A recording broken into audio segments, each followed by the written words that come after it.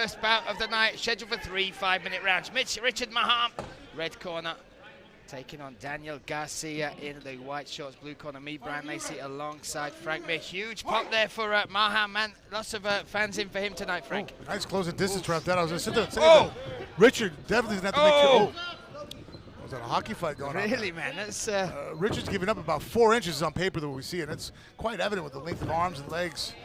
So fighting the distance can be difficult. Nice jab to the body. Yeah, it works there, but look at this elevation. Oh, dumped him to the mat. Huge takedown there from Richard. Yeah, he definitely hit almost kind of like a head outside single, but was able to lock his rear arm behind the hips and elevated, lift, and twisted Daniel right to the mat. He was able to pass through.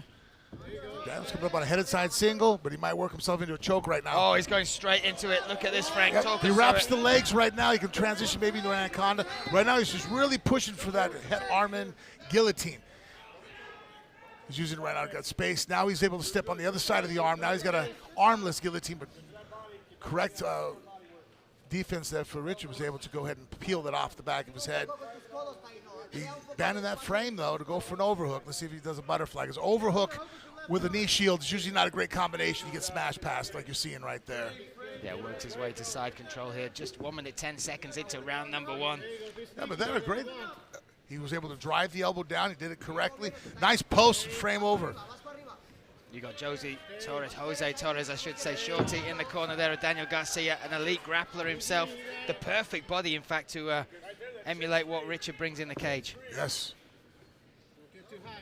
Oh, he's working again for this choke, this time on the other side. Oh, couldn't see if that was it, but nice that's a difficult one to get on the side like that, but it could cause a reaction like he did right there. Daniel was able to pass it down by dropping his shoulders down, which then he was able to move, try to attempt to mount. And again, his arms over the top with that knee low like that. It makes it easy to pass.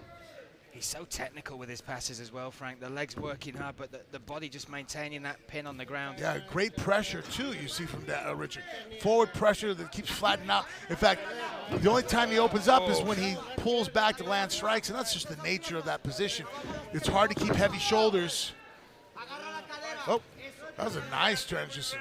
He's holding on to the arm and guillotine, which that's not a bad move to hold on if you have the arm. If he can run his legs away, he might be able to reverse. But now that the arm's out, he should let it go. Yeah, it does so, just as you called it. 2 minutes, 35 seconds left in round number 1. This time, Garcia on top. What are you looking for from here? Well, I think he needs to catch a breath for a second, you know, kind of regroup himself. There's been a real back and forth battle, but he's been a little bit more or less in position. So I would go ahead and take advantage of the fact, hey, I'm on top. Usually I tell my fighters, hey, 3 breaths before we start working, because I don't want to transition. I want to be able to sit there, relax, absorb that we're in a good position before we get back to work. Oh, look at that body head there from Garcia, swinging hard. Yeah, Garcia throws great shoulder rotation. See how he rotates the shoulders. He's a little tall, though, and against Richard, that might be an issue. Oof. Both have shown a good chin so far, but another great takedown. Committed and got it back to the mat there, Frank. Yeah, that's just, again, I was saying, being tall with Richard, just center of gravity high, and a guy who's 5'3", who is going to shoot on you.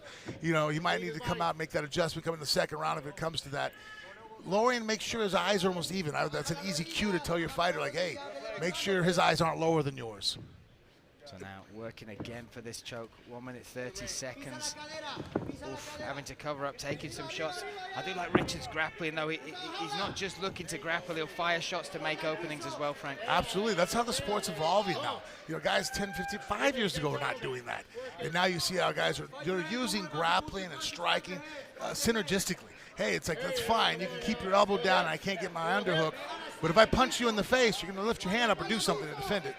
Trying to work this under the chin now. A minute to play well, from this position. position. He actually doesn't have a body triangle. He's actually got his ankles crossed, which can be dangerous in this position, but it's holding the hips. And he had both arms over. Now he's working the head and arm choke. Watch this, if he can come under it. He got his arm out. Yeah, just missed it. Space made by Garcia. Garcia likes his elbow push. Let's see if he goes back to it again. He rotates hard on the head inside single, and then he'll pivot back and push on the tricep. But oh, he gave up the guillotine. Oh, he keeps going for that front choke. You can tell that's one of his favorite weapons, Frank. Yeah, that's a great position to go there, but it's one of those that the fighter on bottom almost has to make the mistake of having his head low. For guys at home, they're like, hey, how do I avoid that from happening? It's like, oh, keep your head up. Just like you were on a regular shot. If you can see the horizon, it's hard for me to wrap a guillotine when you come up in the half guard. Sticking to the back here is Richard Mahan. Working hard, right in front of his corner as well. They look calm and composed, Frank. They know this is just automatic for him, right? This is his type of fight. Yes, this has been. He's been controlling the pace of the action, being on top, making Garcia carry his weight. Oh! I think he pulled the pin, or... Yeah. Whoa! Wow. Wow, What's going on there? There, we will figure that out. Yeah. We're gonna make sure he's all right. Yeah, we'll check on that. We will take a look. I can talk about the fight. Yeah, you talk about the fight. You go to feel just happened, because that's crazy. Yeah, what a first round, man. Richards really opposing his will, throwing through strikes. I think Garcia got a little bit more of the better of the striking, but here, what a great takedown. A tight waist, was able to elevate, passed over. And here, though, at late distance, Garcia showed great hand combinations, but stayed high, and Mahan was able to drive through. And this is pretty much the nature of this fight, is that Mahan has been taking over, controlling the pace of it, where the fight's been occurring, getting a little bit better at the positional exchanges. And Garcia, though, is still game. He's looking for opportunities and taking what he can, see if he can turn this around and be in dominant position a little bit more than he has been. So unconventional end to round number one there. Cage door is shut and locked. And off we go again.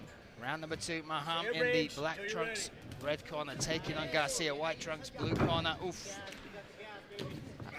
Yeah, one thing I like that Garcia's doing is his jab's not, a lot of times you say, jab to the body. Conventionally, I thought it was like to the midsection. Now you see a lot of guys in boxing now in MMA, they're jabbing almost to the chest. Yeah. That's the body shot, which then makes it hard to shoot on, and it keeps you safer. So now you can do levels of punching, whereas you're not exposing yourself to that knee or kick to the head as drastically. Oh, nice little uppercut there from Richard. Yeah, he threw it hard coming in, but then you just see the experienced boxing of Daniel. He pulled back and just was able to create enough of a pull, came back with that stiff jab, rotated his shoulders, pushed off the back leg. Oh, a sharp right hand. Sharp hands. They are testing each other's beards tonight, Frank. Yeah, both guys aren't really using a lot of head movement, off angle. And again, MMA is not boxing. They can't bend at the waist. But even just moving from one knee to the next can make your opponent miss. Oh, truly testing each other close quarters here. Oh, back fist. Look at the way he stepped into that. There we go, blocking the shot. Good timing, and then you see Garcia was able to keep his weight a little bit lower. Wow. Heavy leather. Unconventional strikes coming from Richard. I like it. Look, back fists. Yeah, almost like a shilly, the Philly shell that we call it here in America. Keeping that leading arm low. Actually, it's easier to wrestle that way if you're going to grapple. That might be a position that Danny would almost want to pick. Yeah. Because he knows that he can keep the elbow, get it in there. Oof. Wow. Garcia just firing shots, finding his range, and there's a cut under the eye there now of Richard Mahan. Yeah, that was actually the first, I would say, drastic mistake that I see from Mahan, where I could point out, like, okay, you got to fix that, because he used a collar tie with his left hand on Garcia and just kind of left it there. And Garcia was starting to beat him up. It's like, hey, you got one hand now, and you're holding on, and it's not really doing anything. From one mistake, though, to a beautiful takedown, and then also transitioning to full mount, Frank. That was a great change of pace there from Mahan. Yeah, man, right now Garcia was able to, again, great skills on the bottom. He was going to be his back taken. It looked like he was going to get flattened out, to be honest with you. I figured he was in trouble. But he was able to rotate, gave up the mount to pull back into half guard. Now he's attacking the head inside single to a double. Oh, he's jumping for it this time. Garcia looking composed. Yeah. That's great work, shifting and clearing the legs there. That's excellent work. He shot the double. Mahan was locking it up, but whenever you have a guillotine, as long as you jump your legs to the opposite side of your head, you can't get choked. Here's where Garcia needs to start taking advantage of. He's worked hard. He reversed some bad positions, and then when it's time for him to be on top, he loses it. Mahan's able to counter quicker. So this is where Mahan's taking much more advantage. Where I think he's getting the edge in the grappling is like, well, when he reverses, he's able to maintain top position longer than Garcia's, and that weighs on you, man. Oh, he's leaning up against the cage here. This is a bad spot for Garcia. All that pressure and torque, trying to find some space, Frank. If he could drive his hips to the mat and almost like take his, toward the cage, I should say. He was squeezing a lot with that arm. But great conditioning on his part to be able to fire right off the bat. Yeah, there's no quitting Garcia. No, and he's doing a lot of excellent things. It's just at the very end, he's just not tying it off. Palm to palm now. Fights the hands. The composure as well in these bad spots. No panic either. Really composed from Garcia. No, this is a guy that can break somebody. That I've seen guys winning, like Mahan's winning right now, and then all of a sudden just mentally snap because they're throwing everything at the guy and they're winning, but he's still in there. Oh, head and arm though attempt now really beautifully. Yeah, worked. see there, right again. Like it's again. just he just really doing a great job of defending and keeping in there. And guys like that are always dangerous because you see his punching abilities. It's a war of attrition right here. Good job.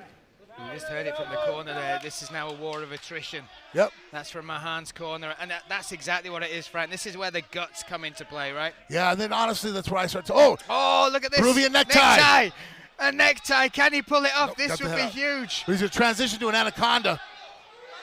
Submission to submission here from Mahan. Now working his way around, but Garcia out once again. He needs to hit a half and maintain top position. Either control the shoulders from rotating or control the hips. Right now he's got what I call a Navy ride with that arm in between the legs. If he can just maintain for a little bit, and then now 10 seconds left, maybe go ahead and turn it around a little bit. I don't know. But see how he got control here. And this might also be Mahan's not really trying to get out. He realizes that he's got this round one. But I've seen guys make that mistake before. You sit there and go, okay, I'm just going to ride it out, and then get caught. Look at that, but what a fight to kick us off, Frank. If this is setting the bar, giving us a taste of what UFL 4 is going to bring. No, I can't believe watching a 1-0 and a 1-2. The skill level of these guys is incredible. So deceiving on paper what I was going to see.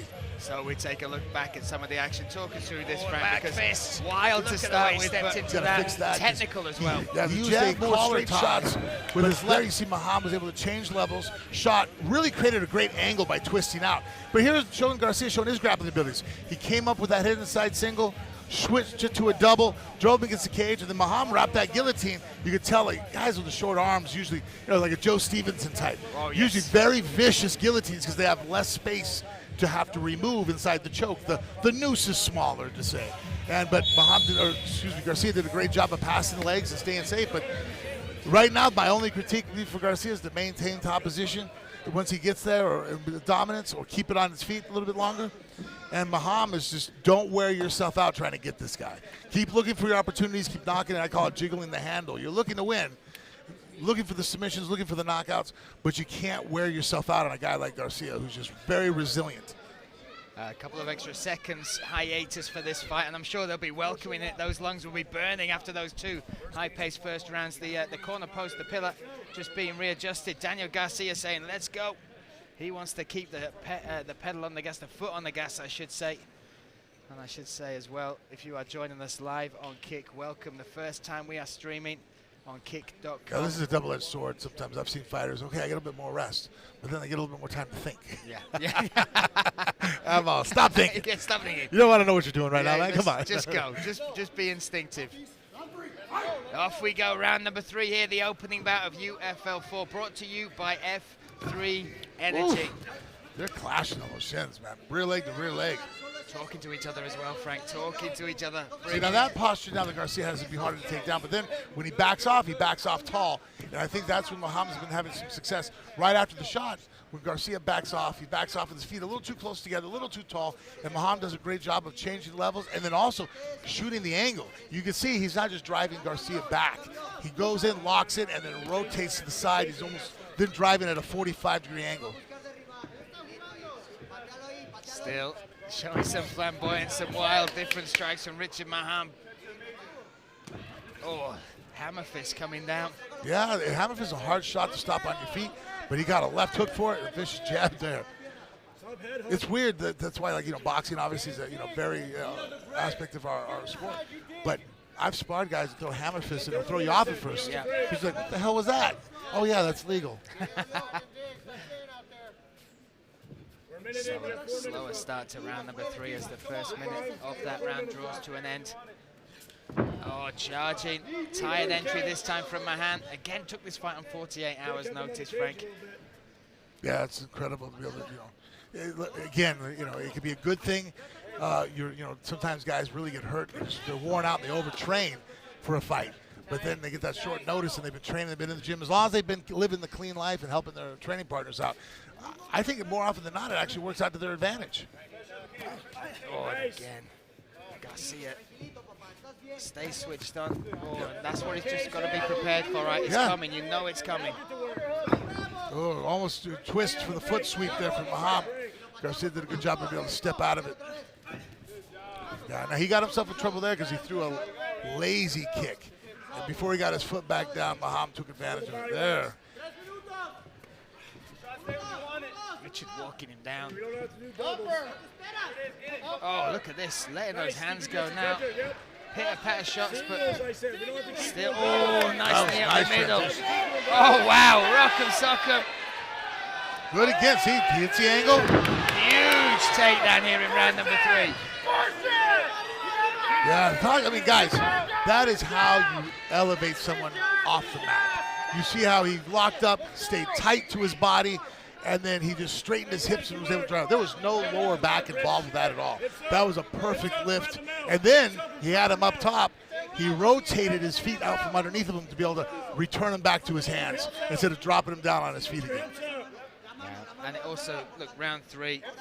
Yeah, This is impressive. 48 hours notice. He's been in a 12-minute sprint, basically. Yeah. Rich, let's get some strikes in there. Now still 2 minutes, 15 seconds. I love this position here. I transitioned that left hand to hold the trap, so that way when you roll into that head and arm choke. Talking to his man. Yeah, see if he locks it. Oh, he almost did it, but he's nice Oh, post. he's trying to reverse it. Oh, Kerry Colot, if he was a little tall, he might have got that far hook in. Well, that shows from Garcia. Look, he's still in this fight, right? He is still willing to burn some energy to get into a better spot and put it on his hands. Anybody who fights Garcia has to know that, like, he's scary for a guy. Let's go. Nice rotation again. And that's great. That's great from Richard, right? He goaded him in with the let's go. Yeah, great. Didn't get suckered in. It's just a pure striking match.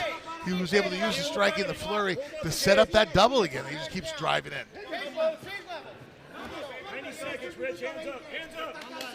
Oof. Hands up. What a way to kick. What a way to start the night, Frank. Oh, what a nice double. Just first time he actually didn't change levels. He just drove right through. I think he felt that he had a center of gravity already rocking backward because he exploded so hard on that first initial movement. Body, head. Corner there for Mahan, just saying, just be smart. Garcia's corner, Jose Torres trying to get him just to push away to make that space. He's trying again. Yes, I like that what Maham's corner is saying. It's like, hey, let's not extend ourselves and make a mistake here. Like, not that we're telling you not to win. Oh, look at this. Oh, head and arm choke, throw. 40 seconds. Garcia has got the back now. What can he do with it? Now, see, here's where, and that happened off of just throwing that flying knee, which is. Oh, he's going for the choke. He stepped in. This is the arm in as well. Yep. Oh, this would be huge. Mahan trying to survive, and he does. Final seconds of round number 1. Wow, still going for What a the finish. fight. That was an excellent fight. Oh, my goodness. Now, again, though, that thing is what Maham's corner was trying to say. That flying knee is what led to Garcia being able to take the top position and then hit that choke. Let's take a look back at this. This is round 3, Frank. Still Lazy bringing kick, it. 8 with the right hand there. There was the shots, constant resilience, and then there Maham's showing his ability to transition from a double to a knee to boxing in his hands. Then he switched over to that head side single lift.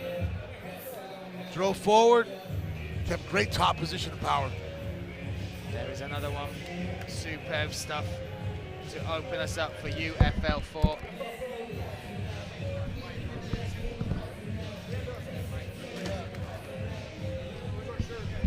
This one will go to the judges. 3 judges in attendance scoring the fight. And once again, our kick community, hello chat.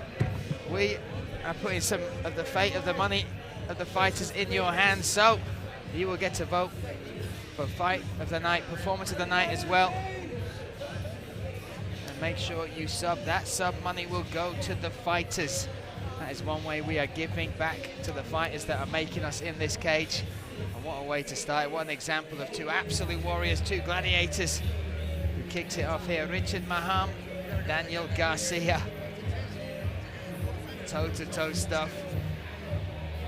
leaving it all in there here as well for you guys. And Frank Mir getting in there and congratulating. I always know when it's a good fight, especially when you got those grappling exchanges. Just by the reaction of the one and only Frank Mir. Again, 2 championship fights will top our card tonight. We will crown our first ever UFL champions. We will see the welterweight champion crown. Will it be Ashley Reese from the UK or Vera Tentnikov from Kazakhstan? Or will we see? And then we have our bantamweight main event. Look, let's make this one official. Let's hand it to Matt Perino. Ladies and gentlemen, after 3 rounds of action, we go to the judges' scorecards for decision. Judge Brad Frank scores the contest 29-28. And Judge Greta Cox and Eric Kukuno scores the contest 30-27. All for the winner by unanimous decision out of the red corner, Richard Mahan.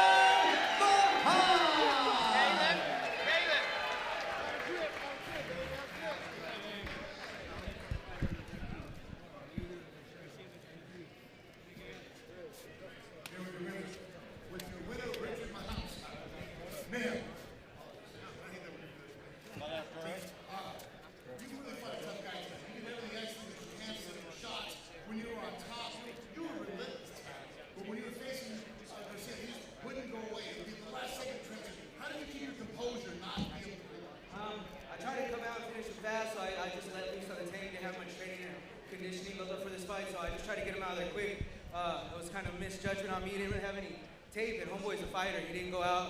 He was fighting my hands, wasn't letting me finish my submissions. So I tried to step back, slow down my pace, and had to go a long fight with him. He's a tough dude. Yeah, but the Warrior, you still didn't listen. I heard you cornered the last minute. Hey, let's stay composed, don't take any chances, which we all know what that means. You're winning the fight, don't do anything crazy, and then you come out with a flying knee. Fuck yeah, I mean, I'm here to entertain. I want people to watch me again. I want people to call me back. They want to see me fight, and that's what I come out here to do. Excellent. You're a winner, Richard Mahan.